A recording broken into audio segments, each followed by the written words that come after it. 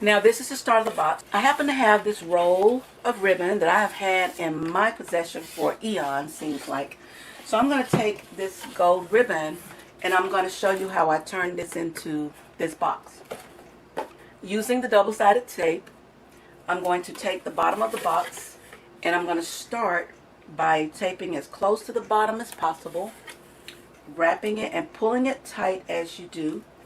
Now what I like to do, this stuff is really sticky, so I like to go ahead and make sure that it adheres and then kind of peel back the paper backing and then make sure that my second layer touches that glue.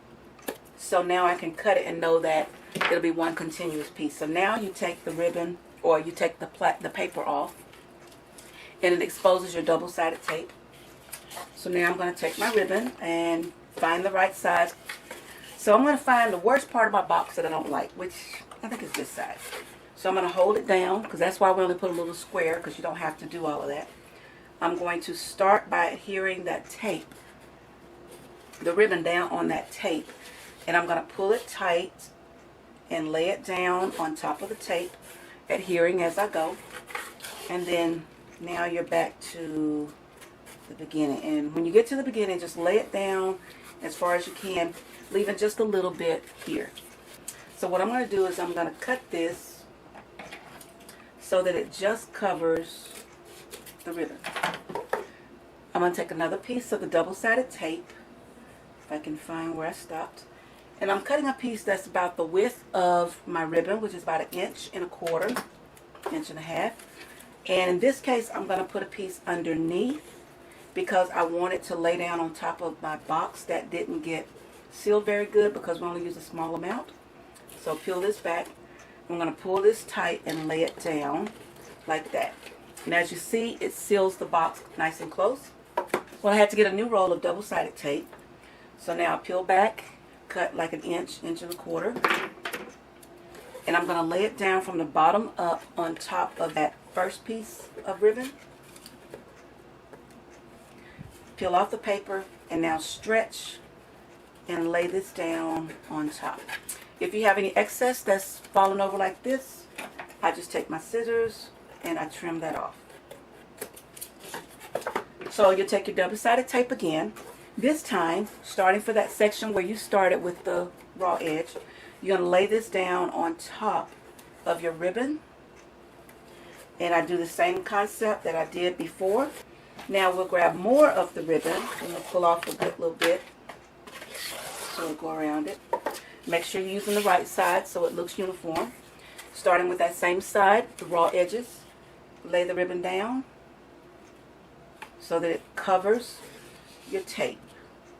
So I'm back at the beginning, so now I'm going to grab my scissors and I'm going to cut and follow that same procedure by peeling off 1.5 inch piece or 1.25 inch piece of double-sided tape and putting it from the bottom up on the ribbon, just like that.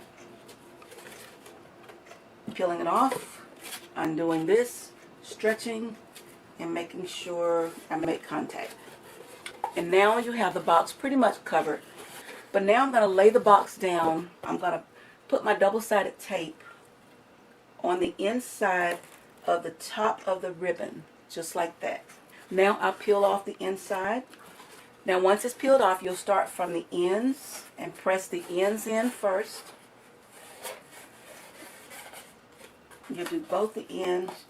And once you do the ends, then you'll come back and you'll press your finger in and work the corners. And now our box is completed. Now to do my little ribbon, what I did is I took a piece of the ribbon, because this ribbon doesn't ravel, or unravel rather. So I took the ribbon and then I cut it in half. Now that I have it cut in half, I'm just going to do a freehand bow. Now you're going to take the 1/2 inch wide double-sided tape. You're going to take about 1 inch piece that you're going to cut.